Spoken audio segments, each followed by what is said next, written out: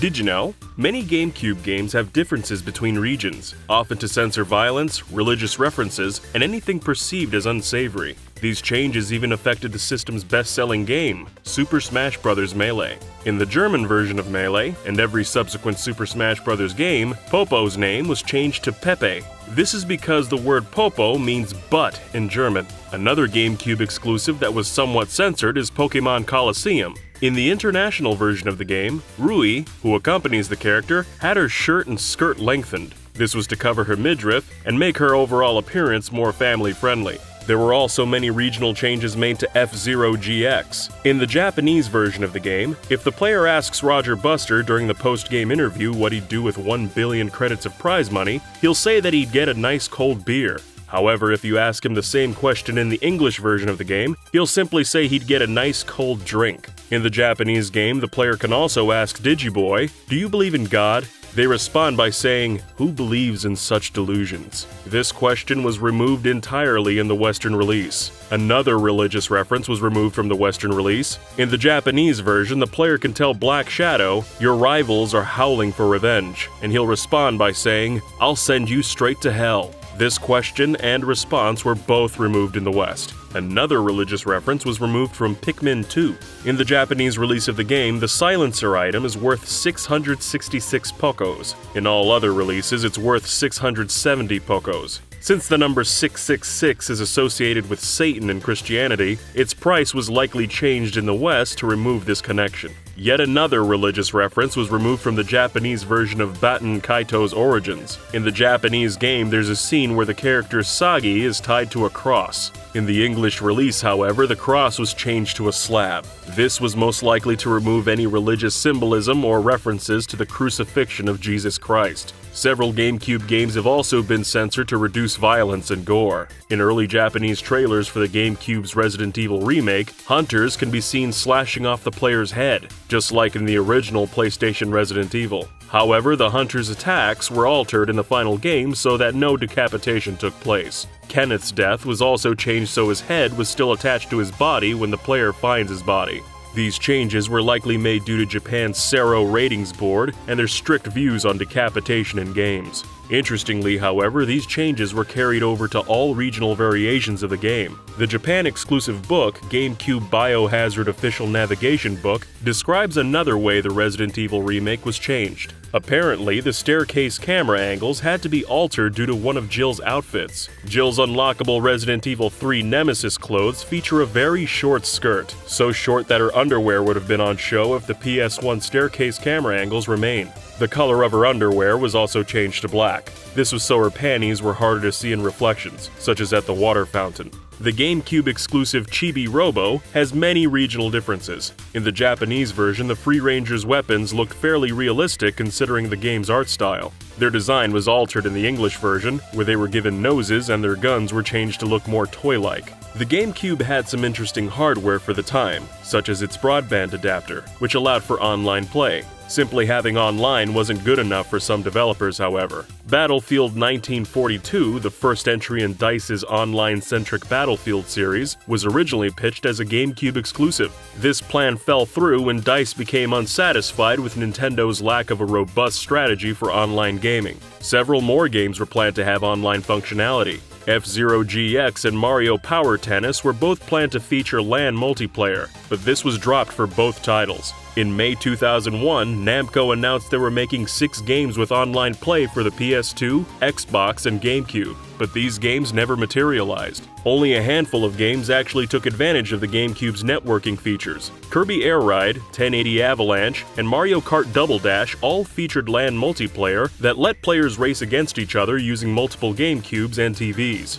Double Dash in particular allowed multiplayer for 16 players across 8 systems and 8 TVs. There were only 3 games released internationally that had true online multiplayer: Phantasy Star Online Episode 1 and 2, Phantasy Star Online Episode 1 and 2 Plus, and Phantasy Star Online Episode 3 Card Revolution. 2 Japan-only games also used online. The first, GKyo Powerful Pro Yakyu 10, was a baseball game with downloadable content. The other game, Homeland, was a unique RPG that let players host their own game servers for 35 other players. While the guests would cooperate to complete quests, the host would play the role of God by spawning items and monsters on the server. By default, the GameCube used traditional composite cables for audio and video output to the TV, but it also came with a digital video port. By using component cables, the system could output higher quality video than with standard cables. The component cables were only available through Nintendo's official store, and were made in small amounts. This was because the GameCube itself didn't contain the necessary hardware to convert the digital signal to the analog signal used for the component cables. This meant the hardware had to be built into the cable itself, making them expensive to produce. The digital output port was only built into early GameCube models. Systems produced after May 2004 with the DOL-101 serial number ditched the digital port. This was because Nintendo's own research found that less than 1% of GameCube owners were using it. In the years following their discontinuation, demand for the component cable surged among players who wanted the best video quality possible. Because of their extremely limited supply, prices for the cables skyrocketed on the second-hand market, going for as much as $250, more than the price of the GameCube itself when it launched.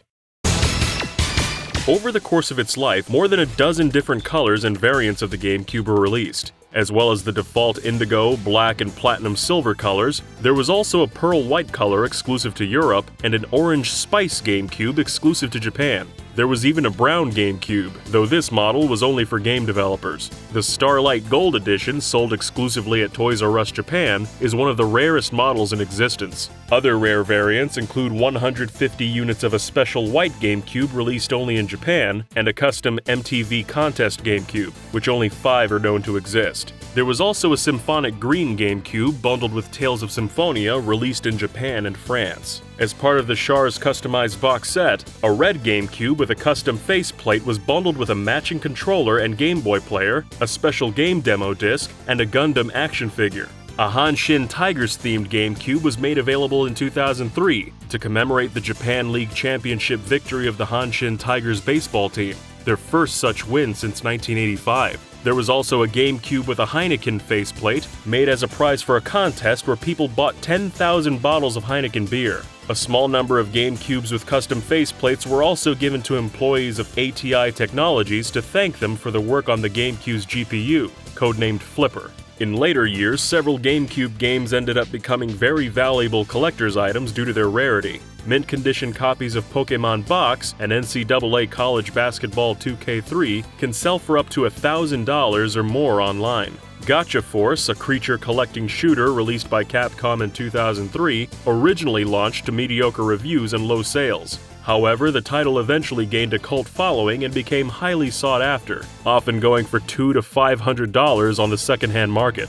Demand for the game was so high that Capcom actually issued a new printing of the game in Japan in 2012. One of the rarest pieces of GameCube software, albeit one of the most obscure, is the official GameCube service disc. Starting in the days of the original Nintendo Entertainment System, Nintendo operated a line of hardware repair centers known as Nintendo World Class Service, and the service disc was used by this repair team to diagnose problems with GameCube hardware. After the service was shut down in 2003, all copies of the disc were recalled by Nintendo, making it an extremely rare find. In addition to its technical uses, the service disc contained quite a bit of strange hidden content. There are several songs in the disc's files that were presumably used for audio testing, including a rendition of the Lon Lon Ranch theme from the Ocarina of Time Rearranged album, a version of the Super Mario Bros. Theme from the Super Mario World Jazz album, and a sped-up version of Sitting on the Dock of the Bay by Otis Redding. The Images folder contains a few odd graphics, like a color-inverted picture of Mario, the logo of company ArtX, a subsidiary of ATI Technologies, and an image of the word dolphin surrounded by stars and a poorly drawn smiley face. Because there were plans to include 3D functionality in the GameCube before development costs made the feature impractical to implement, the service disc also contains images meant to test the system's 3D display. While most of the images were of generic in-game models, some of them were screenshots from the game Quake. The system had other unique additions. At Space World 2000, Nintendo announced a version of the GameCube's memory card that would house an SD card. This would potentially allow players to save game data to an SD card, dramatically expanding the amount of information that could be saved. However, this never came to fruition, at least not in its original form. The Japanese version of Animal Crossing released with a very similar device. This unique memory card used SD cards so that players could save screenshots from the game. The device is only compatible with Animal Crossing and Pokemon Channel. Did you know? Early in Metroid Prime's development, Retro Studios experimented with a third-person perspective as opposed to the first-person viewpoint in the final product. Since they'd already worked with Rare on Jet Force Gemini, a third-person shooter for the Nintendo 64, there was much deliberation over which perspective to go with. However, after producer Shigeru Miyamoto remarked that the third-person viewpoint wasn't as intuitive, they officially made the switch to first-person. Somewhat ironically, this change caused another difficulty to arise. The Morph Ball, one of the series' trademark abilities, was a huge sticking point for the team during development. The team couldn't make the necessary Morph Ball transition between first-person to third-person flow seamlessly. The change needed to be as smooth and natural as it was in Super Metroid, and if this couldn't be achieved, the ability would have to be cut. Yet again, Miyamoto was instrumental, stating that if they couldn't make the Morph Ball work, then the game wouldn't work. The team doubled their efforts and created a system that Miyamoto approved of, allowing work on Prime to continue. Another consequence of this perspective switch was the concept of visors, which became an iconic trait of the trilogy. This was yet another idea proposed by Miyamoto, although the way he suggested it was cryptic. In conversation with the Retro staff, he threw out the question, what would it be like if Samus had a bug's head, much to their confusion? This can be detailed from a conversation between senior producer Brian Walker and senior designer Mike Wicken, stating, "At the time, I remember going back to our office and saying, switching heads, what does that have to do with Metroid? He wasn't asking if she had the head of a fly, he was talking about the mechanic of altered perception as a whole." And so the visor system came to be, allowing Samus to use different visors as a puzzle-solving element throughout her travels. One of the visors that Nintendo viewed as a critical addition to the game was the scan visor, although this particular concept was delivered to the team late in development. To make sure it was complete on time, Retro set one artist and one programmer to the task. However, the Retro staff found it boring at the time, with President and CEO Mike Kelbaugh stating years later, "In the US even now people hate scanning, but it's popular in Japan, so we tried to make it more collectible and more informative in terms of describing how to beat enemies, etc. as we went along." The scan visor went on to become a staple in the Prime series, returning in every subsequent installment. There are various bits of unused concept art and development documents that run throughout the entire Prime series. Ridley, Samus's reptilian rival, went through multiple portrayals in the design phase. Early in development, he was grotesque, with an exposed ribcage and intestines. A later version was more robotic, utilizing metal components, resulting in a vaguely steampunk-esque design. The joints also resembled the design of the Chozo artifacts found in-game, hinting at what his origin may have been at one stage during development. Like Ridley, Mother Brain also appeared in concept art, although she didn't make the cut. The concept provided a sense of scale in comparison to Samus, revealing a much larger Mother Brain compared to previous iterations. Amongst the other unused art was a large, mysterious flying creature, complete with its own animation, as well as designs hinting at a much more expansive impact crater. It appears that at some point in development, Samus's Speed Boost and Shine Spark abilities from Super Metroid were being considered for Metroid Prime. By delving into the buried content in the final version of the game, it's possible to access an image showing Samus jumping and moving at what appears to be quite high speeds. These abilities, of course, were not included in the completed game.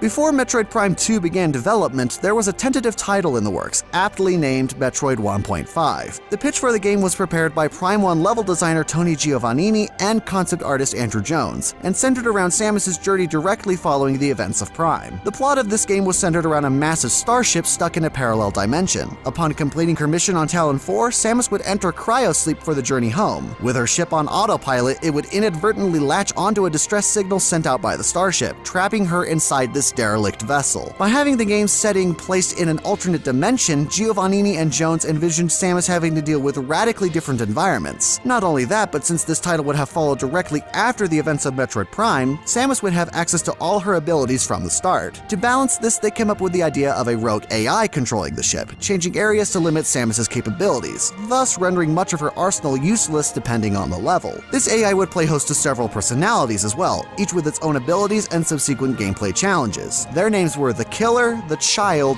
the Mother, and the Martyr, with each appearing at different intervals in the game. Their ultimate goal was to crash the ship into a nearby peaceful planet, and it would be up to Samus to bring down this rogue AI. Multiplayer was also a topic of discussion for this title, and was something we would see in the final version of Prime 2, although the ideas they came up with were different from the classic deathmatch featured in that game. One such mode would pit 3 against 1, with the lone player controlling the Omega Pirate, a boss from Prime 1. Several Metroid games have been in development for handhelds throughout the years that haven't made it for one reason or another. One such cancelled title was Metroid Dread. First reported to be in development in June 2005 by Game Informer, IGN soon followed suit and confirmed the title's existence in September 2005. With no appearance at E3 2005, speculation arose that it would be shown in 2006. Again, it was a no-show. And with no appearances throughout 2007 as well, there were rumors that the title had been cancelled. However, in 2007's Metroid Prime 3, one of the scannable codecs found within the game makes a tongue-in-cheek reference to the project, reading, "Experiment Status Report Update. Metroid Project Dread is nearing the final stages of completion." This reignited speculation that the title was in development, though nothing ever came from it. In 2010, after the release of Metroid Other M, producer Yoshio Sakamoto was asked whether or not the project even existed. He refused to deny knowledge of the project, but said there were no plans to release it anytime soon. In the same year, IGN's Craig Harris claimed that he had seen the game while in development, that it was fully written, and that Nintendo could bring it back whenever they wanted. While Metroid Dread is perhaps the more famous cancelled project, at one point there was also the 3DS Metroid in the works at Next Level Games. While only rumored for some time, concept art was leaked in 2014 showing Samus in a slimmer, more angular design. The game was said to play at a greater speed compared to previous 2D installments such as Super Metroid and Metroid Fusion, and would have utilized the 3DS's capabilities by being a 2.5D title. The team at Next Level had a working prototype ready to show Nintendo, but were instead offered to work on what would become Luigi's Mansion Dark Moon instead. This Metroid title was cancelled as a result.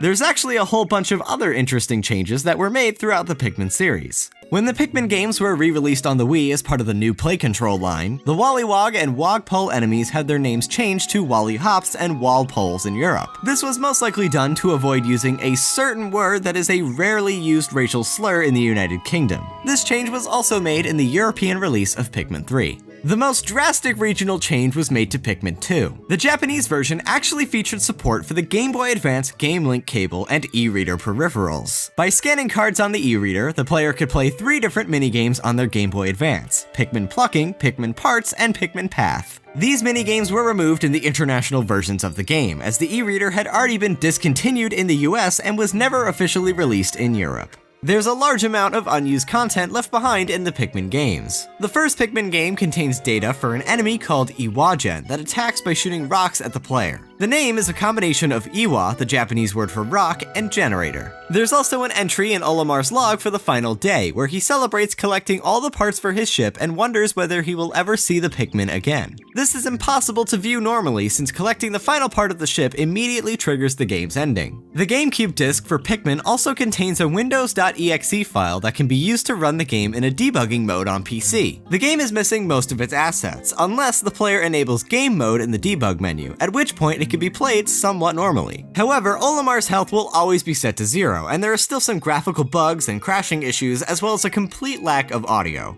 Pikmin 2 contains several treasures that didn't make it to the final version. Among these unused treasures are 4 GameCube discs for Super Mario Sunshine, Luigi's Mansion, The Legend of Zelda The Wind Waker, and the original Pikmin. The files for Pikmin 2 also contain images from the Namco arcade game Mappy. It's not known why the images were there, though they were likely just used for testing purposes. There's also data for a 7th type of Pikmin alongside the 5 normal colors of Pikmin and the Bulbmin. Hacking the game to add the 7th type to your party reveals that they're actually Pick carrots. The carrots behave like normal Pikmin, though they lack animations and HUD icons.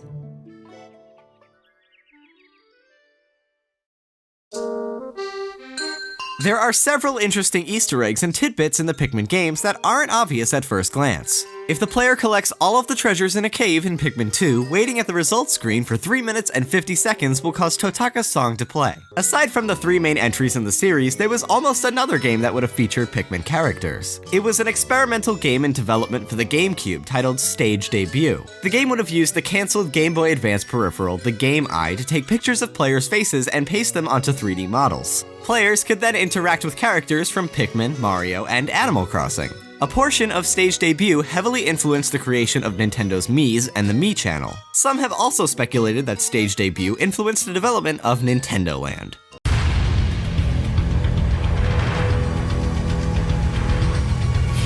Did you know? There were numerous scrapped versions of Resident Evil 4 developed as far back as 1998, 7 years before the final game's release. At the request of producer Shinji Mikami, the first version was directed by Hideki Kamiya following his success directing Resident Evil 2. Wanting to do something different, Kamiya tried to defy the series' conventions by ditching the tank controls and fixed camera angles. In its place would be a fast-paced, stylish action game starring a superhuman protagonist originally named Tony. Resident Evil 3 scenario writer Yasuhisa Kawamura recalled, "Mikami told Kamiya to do as he wanted, so he did. The game ended up being nothing like a Resident Evil game at all. Mikami was angry about it at first, but we couldn't afford to scrap the project. Thus, the game was reworked as an original title, which would ultimately become Devil May Cry." Afterwards, Mikami tasked artist Hiroshi Shibata with directing the game's next iteration. Kawamura joined Shibata's team, hoping to fix the Resident Evil series, especially in the face of Silent Hill. Kawamura felt the horror portion of Resident Evil was in a rut. He told Eurogamer, "Resident Evil's mystery is dependent upon science and forensic fiction,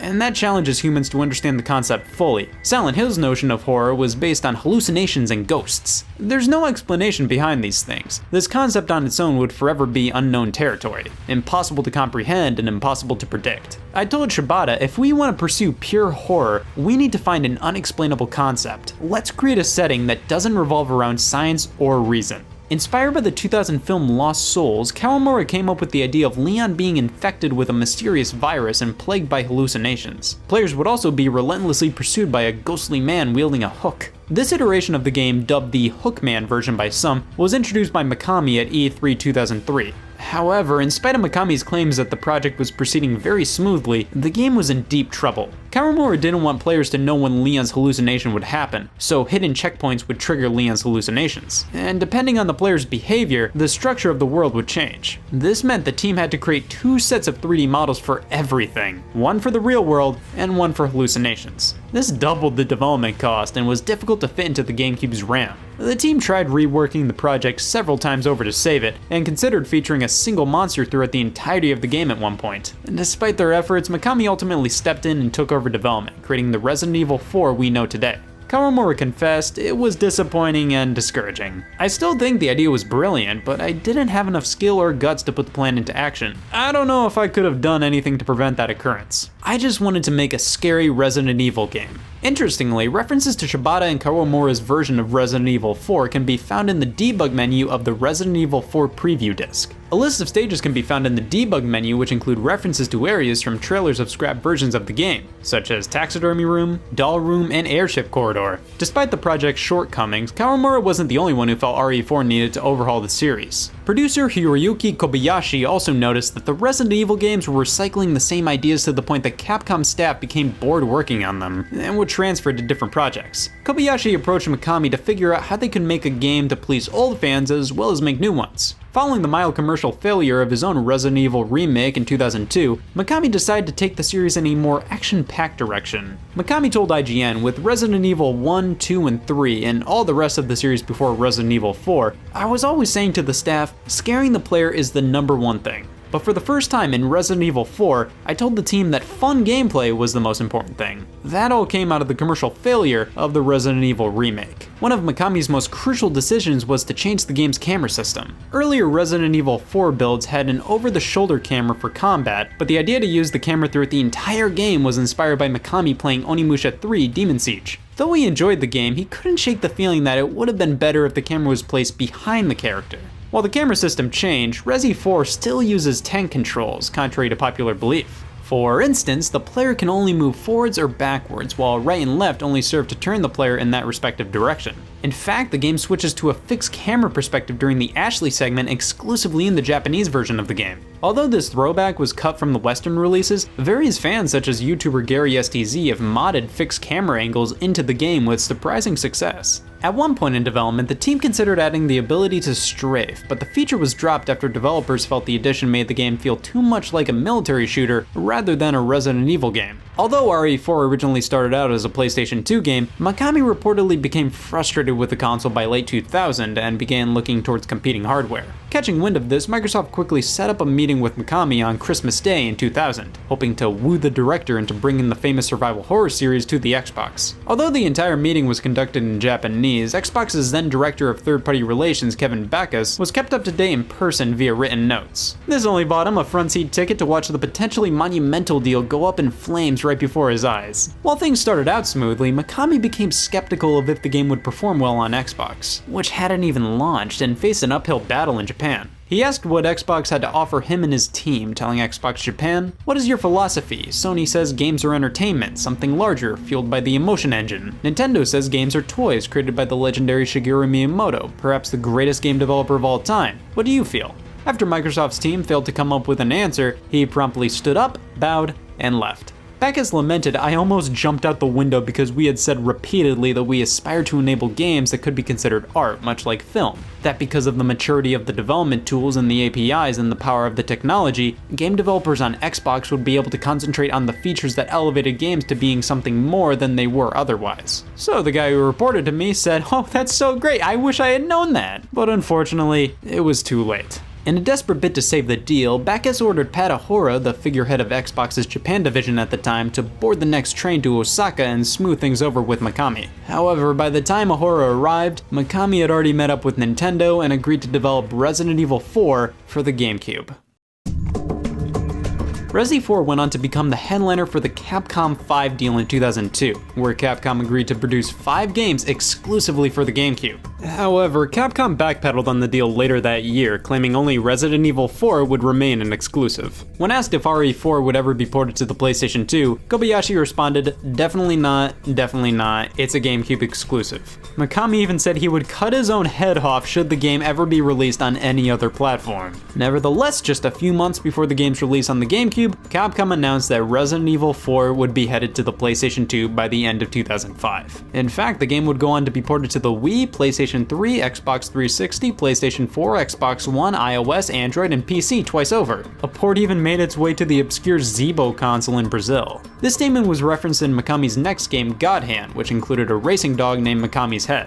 Resident Evil 4 had struggled with censorship in various parts of the world. For example, it's impossible to blow off the heads of enemies in the Japanese versions of the game. Due to this, Japanese players can never see the game's Ganados walk without their heads. Similarly, while the game's infamous chainsaw death animation is still present, Leon's head does not get torn off in the Japanese release. The death animation of the Plagas were toned down as well. These changes were made due to the Japanese games ratings board Sero's list of banned expressions. This list includes restrictions on the expression of mutilation/body cutting that gives an extremely cruel impression among many others. Meanwhile, the German version of Resident Evil 4 kept the decapitations. However, the Assignment Ada and Mercenaries modes were cut entirely. It's speculated that this change was made as the minigames could be interpreted as glorifying senseless violence. Whatever the case, the uncut version of the game was placed on Germany's list of media harmful to young people, commonly known as the Index, where it faced strict regulations. The game remained on the Index for over a decade, forcing Capcom to censor 2014's Resident Evil 4 Ultimate HD Edition in Germany as well, until it was finally removed from the list and subsequently restored in 2016. Violence wasn't the only issue with censors either. According to Censored Gaming, Ashley Graham's breast physics vary between releases. For example, the physics in the Japanese and European GameCube releases are noticeably toned down compared to the North American GameCube version. On the other hand, the PS2 release removed the physics altogether worldwide. Resident Evil 4 has its fair share of Easter eggs. The name of the Killer 7 handgun is a reference to Suda51's game of the same name, which Mikami co-wrote and produced. The gun also bears a resemblance to Killer 7's Katie Smith's AMT Hardballer. Meanwhile, the description on the Broken Butterfly reads, "A very powerful .45 Magnum revolver. This will make anyone's day." The last line is likely an homage to Clint Eastwood's famous line in Dirty Harry, "Go ahead, make my day." Another Easter egg laid undiscovered for nearly 12 years after the game's release. On January 4th, 2017, YouTuber SR212787 found a 2D image of a person in a green jacket hidden far off in the distance during a segment of the game in Chapter 5.4. Although the discovery made waves through the gaming community, Capcom has remained silent on the matter and the identity of the person remains a mystery to this day. We're willing to bet that you're watching this video because, like us, you loved the GameCube and its exclusive lineup of games. What's interesting about some of the GameCube's most recognizable titles is that they were originally planned to release on the Nintendo 64. One GameCube game that was planned to release on the N64 was Eternal Darkness: Sanity's Requiem. The game was announced at E3 in 1999 and was even demoed at the convention. Booths demonstrating the game on N64 hardware were situated around the convention hall, meaning a good portion of the title had already been developed at the time of the announcement. As the GameCube was released during the title's creation, and a number of changes were made to the game, it was decided to transfer what had been developed to the GameCube with a number of improvements. Another example is Rare's Star Fox Adventures, which started its life as an N64 game called Dinosaur Planet, and had nothing to do with the Star Fox series at all. After Nintendo veteran Shigeru Miyamoto noticed similarities between Dinosaur Planet and Star Fox, the decision was made to make the game part of Star Fox. Additionally, according to UK official Nintendo magazine, Tricky was originally planned to be Tricky the Triceratops, one of the bosses from the N64 racing game Diddy Kong Racing. After transitioning to the GameCube and the Star Fox universe, it was decided that they should become an original character instead. Resident Evil 0 was also planned to appear on the N64 and during this time. It was even planned for the Resident Evil prequel to have multiple endings based on which character survived the events of the game. Unlike the final game, this means that there would have been points in the game in which either of the protagonists, Rebecca or Billy, could have been killed. Unlike the other two games mentioned, these changes weren't made because of the transition to the new console, but instead because of continuity issues. If Rebecca had died in the prequel, she wouldn't have been alive during the story of Resident Evil 1. Speaking of alternate finales, another alternate ending which actually made its way into the game's final release appeared in Custom Robo for the GameCube. Towards the end of the game, the player is asked whether they want to accompany their team to the Z Syndicate hideout. If they select the response, "I'm not going," 20 times, Harry will stop his pleading and the team will depart without them. An alternate ending is then shown where the human race is wiped out at the hands of the game's villain, and Harry chastises the player for letting him and his comrades die because of the player's decision to select the wrong dialogue choice.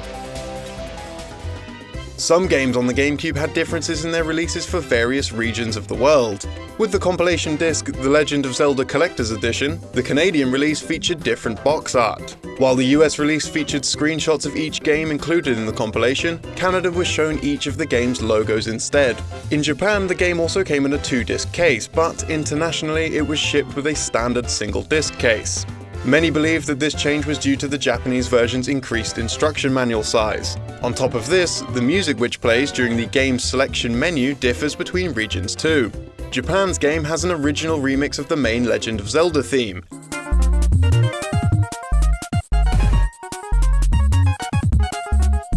and the international game has the song from the Master Quest menu instead. Another game with international differences is Mario Party 6. In Japan, the vegetable pulled out of the ground in the minigame Garden Grab is a turnip, while elsewhere in the world it's a carrot. In Europe and Australia, the 4 minigames based on luck, Same is Lame, Trap Ease Artist, Pitfall, and Trick or Tree aren't included in the Endurance Alley mode. This is because the games bring a possibility of unavoidably breaking a win streak based entirely on luck. Another change comes with the European and Australian games battle spaces, which instead of featuring an uppercase B, display a lightning bolt similar to the battle spaces in Mario Party 2. PAL versions of the game also extended the playtime for the minigame Fruit Talk Tale from 60 seconds to 72 seconds. Another piece of trivia about a Mario minigame comes from Paper Mario: The Thousand Year Door. Despite how it may appear, the Happy Lucky Lottery has nothing to do with luck at all. The chances of winning are actually determined by when the player bought the ticket based on the internal clock of the GameCube. The date of the player's purchase of a ticket is saved into memory, and that ticket will win depending on the number of days that have passed from the day of purchase. The player may receive 4th place if they check the board between 4 to 10 days later, 3rd place between 25 and 35 days, 2nd between 85 and 115 days, and 1st place between 335 and 395 days later. It's possible, however, to cheat the system by adjusting the console's calendar. By shifting the clock forward, it can greatly increase the odds of winning by selecting a day between the given time frames. However, by pushing the clock back to a date earlier than when the ticket was purchased, Lucky Lottery host Lucky will ask the player whether they had changed the console's clock. Telling the host that they haven't will keep the pressure on to speak the truth, which if they do will see the character fly into a fit of rage and demand that the player pay 500 coins in order to reset the lottery and allow it to be played again. To add to this, buying a replacement ticket will simply reset the purchase date to when the new ticket was obtained, meaning that by playing legitimately, the player will have to wait even longer before the chance of winning each respective prize. This is a really complicated system, and for more information on exactly how the game calculates the player's chances, you should take a look at Strider's comprehensive video in the description down below. Metal Gear Solid Twin Snakes, the remake of the legendary PlayStation game, features all new gameplay and cutscenes. One of these cutscenes, however, caused some issues with the overall continuity of the series. When Snake is first introduced to Revolver Ocelot, the character is portrayed as right-handed, demonstrated by a display of flair. After Grey Fox cuts his arm off, he attempts to do this again with his left hand, leading to him fumbling and dropping his gun. Although later in the game he manages to shoot the PAL key from Snake's hand without hitting Snake or damaging the key. In the prequel, Metal Gear Solid 3 Snake Eater, Ocelot is shown to be ambidextrous, displaying equal skill with both his left and right hands. He also uses his gun left-handed throughout Metal Gear Solid 2 Sons of Liberty. While it's possible that he could have trained his left hand by the events of MGS2, MGS3 is set decades before the events of Twin Snakes. Though likely just an oversight by developers Silicon Knights, this continuity error could have come about as Twin Snakes and Snake Eater were in production simultaneously, with both releasing just months apart in 2004. One character who went from using a gun to nothing at all is Vanessa from PN03. It was originally intended for the character to use a gun during gameplay to dispatch adversaries, but due to scheduling conflicts, the developers weren't able to complete the gun animations in time. Because of this, the team opted for the character to shoot energy blasts from her hands instead. Some characters may be defined by time constraints, but others are defined by more outlandish ideas, such as references to other games. In Sonic Team's title Billy Hatcher and the Giant Egg, the 4 playable characters in the game's multiplayer and story modes are actually based on 4 of the main cast members from the Sonic the Hedgehog series. Billy Hatcher is based on Sonic the Hedgehog, Chick Poacher is Tails, Bantam Scrambled is Knuckles, and Roly Roll is based on Amy.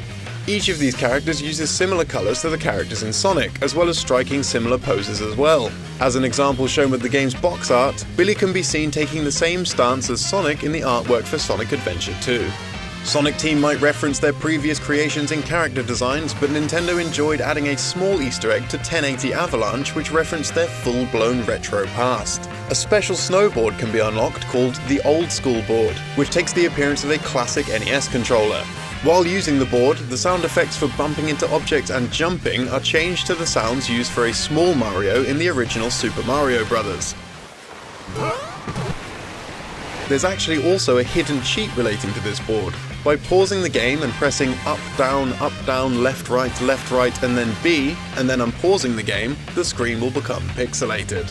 Why you'd want to play the game like that, I don't know, this is a horrible mess. Other references to Mario in the game include an ice sculpture of the Nintendo hero towards the end of the Angel Light Midnight City course, and a Mario sprite from Super Mario All-Stars can be found on the bottom of Ricky Winterborn's 8-bit Soul snowboard. The alternate version of this board will replace Mario with Luigi instead. The game was also originally intended to have a different subtitle. Rather than being 1080 Avalanche, the game would have been called 1080 White Storm, similar to Wave Race Blue Storm as shown in an unused placeholder title screen found in the game's data. Wave Race Blue Storm actually has an Easter egg that wasn't discovered for 9 years. In the game's audio settings, changing the waveform display to that of vertically rising fog, then pressing up, down, left, right, and then AXZ, and then finally selecting the character Hayato Hayami on any race, will change the game's narrator to a rather unfriendly voice. You have chosen poorly. And the game's turbo sound effect into a little girl making a meowing noise. In this episode, we'll be taking yet another look at trivia related to the GameCube. Nintendo's little box of joy is all about getting the most out of games, whether you are a seasoned developer or a kid lucky enough to unwrap it for Christmas. Some of the most successful franchises in gaming found their footing on the GameCube, and a couple saw their downfall. But enough waffle, let's dive right in. By the time of the GameCube's release, it had become clear to developers from every corner of the industry that the name Nintendo was synonymous with the word quality. This was even true for their competition, with one unlikely third party seriously considering joining the tech giant. Speaking to Edge in August 2018, Toshihiro Nagoshi revealed that he once pitched a new Metroid title for the GameCube shortly after the console's release, back when he was still part of Sega subsidiary Amusement Vision. Following the commercial failure of the Dreamcast, Sega bosses implemented a company restructure, shifting focus away from hardware to software. Hitching their wagon to any of Nintendo's household names would net Sega the colossal audience of Nintendo superfans previously inaccessible to them. As far as Nagoshi was concerned, developing for Nintendo was an opportunity to demonstrate to their ex-rivals that Sega still had a lot of talent to offer. Sadly, Nagoshi provided no further details on the pitch itself, leaving only speculation on what Amusement Vision might have brought to the Metroid franchise. Amusement Vision closed its doors in 2004, so any preliminary drafting is likely to have been lost with the studio's closure. The ongoing development of Retro Studios' Metroid Prime likely affected the disappointing outcome of Sega's proposal. To say that Prime had the full backing of Nintendo would be an understatement. They brute forced themselves into being the majority holder of Retro Studios by purchasing stock in May 2002, bringing it under the Nintendo umbrella and as a first-party developer. The amount of money and time poured into Prime is likely to have priced out all proposals, regardless of who was making the pitch. To be fair to Nintendo, putting all their eggs in one basket paid off, with Metroid Prime being a huge critical success and a decent financial success to boot. After that, Nintendo had no room for anyone but Retro Studios regarding big Metroid titles. This trend has continued with the development of Metroid Prime 4. Though Eurogamer claimed it was originally being developed by Bandai Namco Studios Singapore, in January 2019, Nintendo announced series veteran Kensuke Tanabe would once again be working with Retro Studios to rebuild the game from the ground up after they were unhappy with the way the game was progressing. Another GameCube pitch kept out of public knowledge came from industry talent Yasuyuki Hona. Now attached to Monolith, Hona is famed for his work at Square throughout the 90s, where he helped shape the massively popular Xenogears and Chrono Trigger. Hona recently revealed to Twitter followers that Namco and Nintendo had once been in talk for a follow-up to the culturally beloved classic Earthbound, otherwise known as Mother 2 in Japan. With the late Satoru Iwata playing matchmaker, Hona was given the opportunity to pitch his GameCube Earthbound concept to series director Shigesato Itoi back in 2003. It became quickly apparent that Iwata had arranged this meeting of the three men, but neglected to inform Itoi that the pitch would be involved, possibly to avoid him turning it down without first seeing what he had to offer. According to Hona, Itoi seemed largely uninterested in it as a serious project, but responded positively to the direction he'd taken with the game's visual style. Rather than using more traditional hand-drawn 2D sprites, Hona used cloth and felt mock-ups to represent a craft-based in-game world reminiscent of a child's school art project, predating games like Kirby's Epic Yarn and Yoshi's Woolly World. The mock-ups demonstrated Hona's commitment to the series' setting of 1980s America, complete with the white picket fence and suburban living, while trying to create something grander than past installments. The pitch's ultimate failure was likely attributed to the development of Mother 3, originally set to release on the Super Famicom before shifting to the Nintendo 64 and then being halted in 2000 with the impending release of the GameCube. The project was later restarted, this time destined for the Game Boy Advance on the same year that Hona made his pitch. Mother 3 eventually released in Japan in 2006, leaving fans outside the country itching for localization to this very day. This glimpse of what might have been with an industry juggernaut such as Yasuyuki Hona at the helm only fanned the flames of their fervor.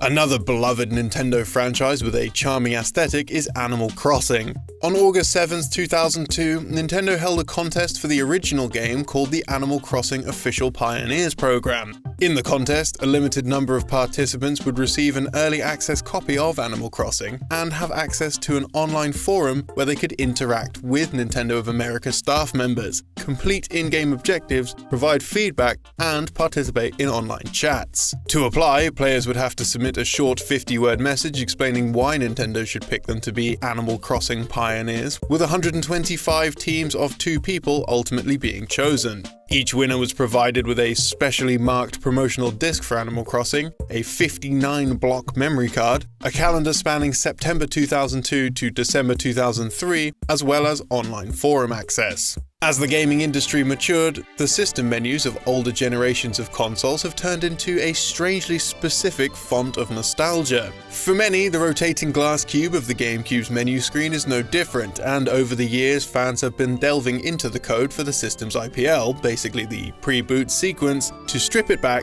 and see how it all works. Hidden in the system's IPL ROM is a block of text that reads, "Pokemon Kinjin 2000, the new Pokemon Stadium." This was likely used to test the gameplay side of the cube, which displays the name and logo of the current game loaded into the disk drive.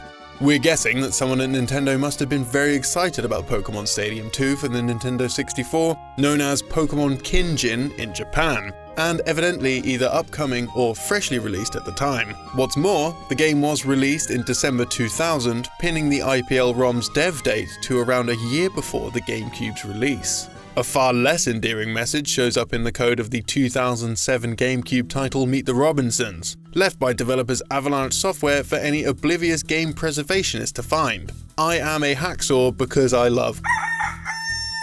Avalanche clearly had an ongoing issue with the rising number of homebrew and emulation enthusiasts, and has a storied history of building emulation detection into their software to prevent their games running on anything other than their intended hardware. The less than savoury shout-out is pretty amusing when you consider the game itself is an adaptation of the Disney film of the same name, and was subsequently published by Disney Interactive Studios. Developer Capcom has found much success on many platforms, GameCube included, with its Mega Man franchise. The Personal Terminal, or PET, became a prominent part of the Mega Man universe after the release of Mega Man Battle Network. In these spin-offs, Mega Man is protagonist Lan Hikari's Net Navigator, an artificial intelligence installed on the PET that allows him to traverse the net, fighting off rogue viruses and bringing down online crime organizations. By the time the GameCube rolled around, the PET was as intrinsic to Mega Man as the Pokeball is to Pokemon, helped by its prominence in the Mega Man NT Warrior anime. Fans had embraced the IP's reimagining, and a follow-up of Battle Network was released exclusively for the GameCube called Mega Man Network Transmission.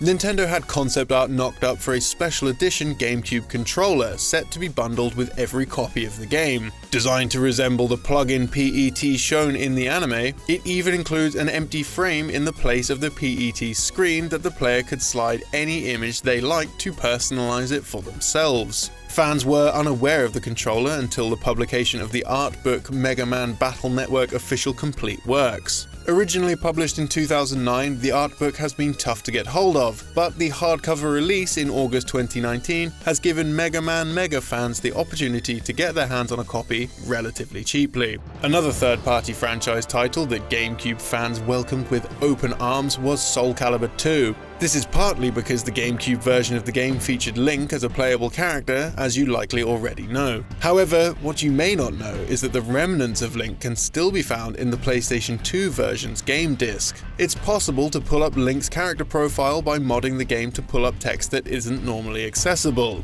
This can also be done with Spawn, the playable character exclusive to the Xbox version of the game. With this discovery, it's possible that more remnants of the GameCube version could be on the PS2 game disc.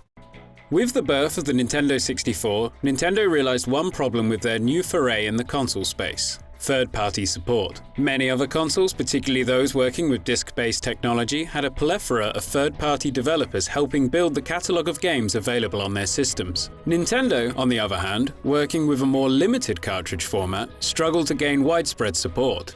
They developed a new add-on for the Nintendo 64 called the 64DD, which would help improve the system's capabilities. Though this venture proved to be limited in execution, ultimately being released exclusively in Japan, Nintendo didn't stop there, also looking to help finance more independent studios specifically to release games on Nintendo's platform. Though more than 60 games were announced for the add-on, of the 9 games that did see a release on the 64DD by the end of its production, only one ultimately saw a port for Nintendo's next console, the GameCube. But it would not see publication in the United States. That game was DOSHIN the Giant. Doshin the Giant was developed by Param in partnership with Nintendo, who published the title in 1999 for the Nintendo 64 DD, and 2002 for the GameCube. The initial DD release was exclusive to Japan, of course, as the system never left the country, while the GameCube port was published in both Japan and Europe. The game is presented through spoken narration by a native called Sodaru, from the island Barudo. Sodaru covers his face with a mask and tells a legend of a giant that rose from a sea as the sun rose in the morning, and would return to the surf at sunset. While telling this legend, Doshin, the friendly love giant, makes his appearance. The player takes on the role of Doshin, while Sodaru tells the player about the desires of the island's inhabitants, starting with a simple request such as having more trees or having their hills reformed. In return, the people of the island will shower Doshin with love, in the form of hearts, which in turn help increase his size. However, there is a more sinister side to Doshin. He is capable of transforming into a starkly contrasting version of himself, Jashin, the angry hate giant. With each passing day, the giant will return to the sea. The next day, Doshin returns, though this is not the same giant. Each day, a new generation of giant appears at its original size. This isn't to say that each day is starting anew, as each giant will be recorded, and the islanders' relationship with the giants will be inherited by their next incarnation. Sodaru suggests that the giant may be able to help unite the 4 tribes living across the land. No small feat, and something which will take up the majority of Doshin's time. Ultimately, the game's main goal is to have villagers create monuments towards Doshin, some out of love and some out of hate. Whilst this is the main goal of the game, the player is able to simply spend their time enjoying the island, tending to the villagers for as long as they like. Each in-game day lasts for about 30 minutes, and during that time the player can fulfill requests to bolster their reputation amongst the villagers of the island by improving their quality of life. These range from needing more trees, raising or lowering the ground, removing obstructions, or simply wishing for the gift of a flower from the giant. Doshin only has a few skills at his disposal, all based around his monumental size. He is able to manipulate the landscape by raising or lowering the ground, and his size also allows him to pick up objects and transport them, including trees, villages, and even buildings. He is capable of jumping in order to avert certain natural disasters, though because of his size, this will affect the landscape beneath him. When Doshin turns into his evil Jashin form, the ability to pick up objects is replaced with the ability to smash the ground, and to fire a shockwave which can alter the landscape. The button can even be held in to continuously fire. Doshin's size grows after the counter around the perimeter of the screen has been filled with either hearts or skulls, indicating love or hate respectively. If Doshin does something that pleases the villagers, hearts will start to form clockwise around the screen, but if he does something to make them hate him, skulls will appear anti-clockwise. The hearts and skulls are capable of overriding each other, as a full circle of only one type is required to make the giant grow. At times with the giant's growth, issues can also arise. Whilst being larger will allow Doshin to move larger objects or traverse the island quicker, he can also more easily crush villagers and buildings under his feet. The villagers rely on a green energy supplied by trees, often required for them to construct new buildings. After some time, however, trees, like all living organisms, will wither away and die. By placing trees near a water source, their life can be prolonged. Placing the wilted old trees together will help them regain their vitality. Giant boxes also appear in a variety of places across Barudo Island, dropping from the sky or found under houses revealed after picking them up. Inside, the player can find a bunch of trees, love or hate, or even new villagers from a random tribe. The boxes can sometimes give clues as to what they contain. There are 4 tribes of villagers: red, green, yellow, and blue, with each starting in a different area of the island, all of which request help in building their village. Each colored tribe builds a different monument for the giant. By bringing villagers of different tribes together in uninhabited locations, they are able to start a new village tribe under a shared banner of their combined colors, which will in turn eventually build a new monument, with 15 of the monuments coming from various color combinations of tribes. In order to start the construction of a monument, villagers will ask for a flower from the giant. Flowers grow in an area where there are 7 trees close to each other. Once together, they will wither and die, and 8 new trees will begin to grow in their place, as well as a small red flower. Only one flower can be used on the island at a time. If there are 2 or more, only one will survive. Natural disasters can occur around the island, causing destruction. This includes the appearance of tornadoes, volcanic eruptions, or the appearance of spirits known as naughties, who will appear and steal villages or trees. Doshin is able to counter these disasters, however, reducing their damage. After each day, the player is shown a list of the actions they performed, as well as a number of comments from the villagers, varying in their value. positive, negative, or simply just indifferent. The game returns the player to a title screen in which they can review constructed monuments in the monument list, check their photos that have been taken in-game in their photo album, as well as check the stats of the previous days spent on the island in the Book of the Giants. Every new day, DOSHIN will start at the ornamental hairpin, an object which he is also able to move, changing where the player initially spawns on the island. The core concepts of the game remain the same in both 64DD and GameCube releases of the title. There is actually a sequel to DOSHIN the Giant, though it could be seen as more of an expansion. Roughly translated as DOSHIN the Giant, Tinkling Toddler Liberation Front Assemble, the sequel is a completely different game that requires the use of the original DOSHIN the Giant. The game takes place at the DOSHIN Exhibition 96, where DOSHIN the Giant has been captured, chained up, and stands center stage.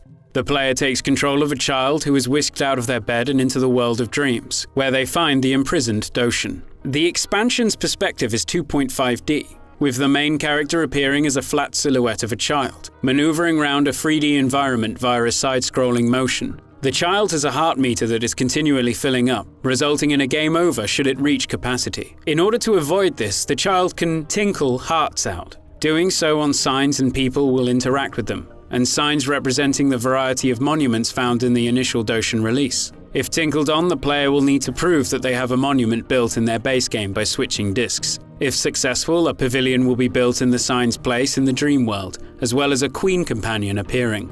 This queen companion will set obscure tasks to complete in the original DOSHIN the Giant. If accomplished, the player will be rewarded with a movie. There are 17 movies in total to collect, each with the same title, More Than Giant. These movies are black and white scenes based around the original game.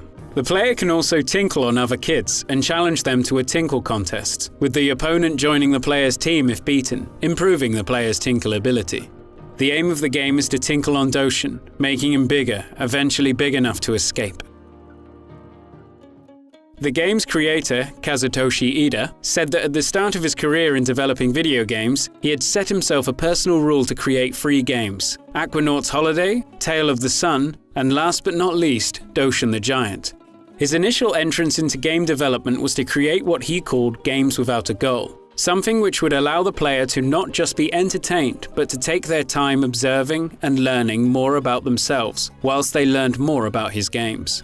In this sense, Kazutoshi's approach to game development was to create art over interactive entertainment. His focus is on kansatsu, or observation. It is through observation that people allow themselves to think of new ideas and explore more about the world, as well as themselves. DOSHIN began development as a Nintendo 64DD exclusive, with the game being released as a launch title for the system, one of only 2. In total, only 9 games were ever released for the system, with many games considered for development on the console ultimately being cancelled or shifted to new platforms. During an interview with IGN, Ida revealed that he believed it possible to convert DOSHIN to a cartridge-based title easily, only taking out a few features that would only work on the 64DD. He also revealed that the team behind DOSHIN was made up of only 6 members of staff, and that they were continuing to think up new ideas for DOSHIN on the 64DD, thus leading to the game's expansion pack. While porting DOSHIN over to the GameCube, some elements of the game were altered. The mechanic of requiring flowers for building monuments was not in the original release. Several monuments were altered. The ability for DOSHIN to slide down hills was added, and the GameCube release includes additional islands after completion, as well as multiple endings, whilst the 64DD only had 1. DOSHIN was to be the mascot of the 64DD and RandNet online subscription service that was provided with it. Various items were available to be purchased, including t-shirts, the soundtrack, an art book for DOSHIN, and DOSHIN the official guidebook, which was also given away with the subscription. For the short time RandNet was available, subscribers were given a DOSHIN Christmas card on the 2nd year, and a DOSHIN newsletter was included with the regular newsletter sent to every member. This, however, only lasted from December to September 2000. DOSHIN made his first appearance in the US with the release of Super Smash Bros. Melee, as a trophy shown holding a villager in his hands. Jashin would also appear, though both would be known as the Love Giant and the Hate Giant respectively, rather than their given names. One concept that had been considered by Miyamoto for the title was having the game take place across a truly spherical planet, but after presenting the idea to the team behind DOSHIN, they had already gone far too deep into development to go back and include such an idea. Ultimately, this concept would be given new life with the creation of Super Mario Galaxy. Within the data of DOSHIN the Giant is an unused graphic showing the face of a young boy, likely used as an early placeholder. The child's identity is unknown. Allegedly, the strange name of DOSHIN is actually a slightly modified onomatopoeia of the sound the giant makes when his feet tread on the earth. Param had told IGN in 1999 that the company was in talks with Nintendo of America to bring the original 64DD release to the United States in a cartridge format, as the 64DD was exclusively released in Japan, and thus would need to be converted to work on a standard Nintendo 64 console. Unconfirmed rumors also circulated that Infogrames were interested in possibly publishing the game in the US, but this also never came to fruition. DOSHIN the Giant's lack of GameCube release in the United States is actually related to the release of an entirely different game, one which wouldn't see release in Europe.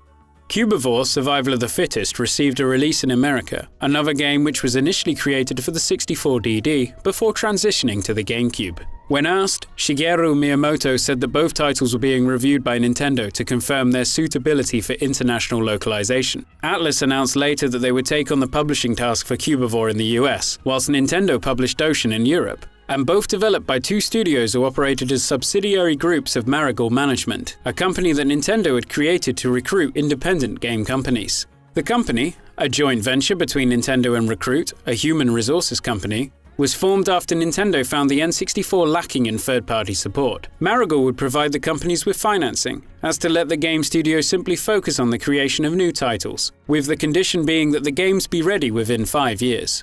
The lack of American release for DOSHIN, but the presence of Cubivore in the region, suggests that Nintendo wasn't keen on publishing an extensive number of niche titles across the world, due to the risk of failure when it comes to returns on investment. Depending on your interests in gaming, it's either unfortunate for Europe that there was no release of Cubivore, or unfortunate for America that they would never be able to experience life as a giant just trying to spread a little love or hate.